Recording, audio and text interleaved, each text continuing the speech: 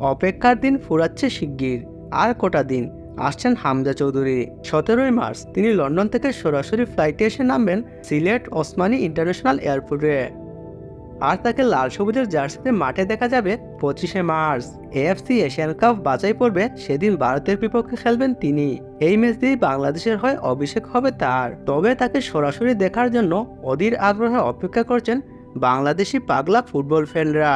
তারা বারবারই জিজ্ঞেস করছেন দেশের মাটিতে কবে এবং কোথায় অভিষেক হবে হামজার।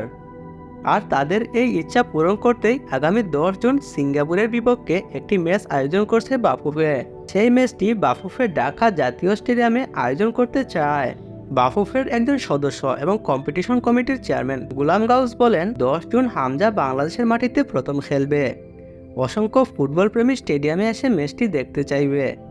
জাতীয় স্টেডিয়ামের ধারণ ক্ষমতা বেশি, এটি দেশের প্রধান ফুটবল ভেন্যুও। আমরা চাই ঢাকায় হামজার প্রথম ম্যাচ জাতীয় স্টেডিয়ামে হোক।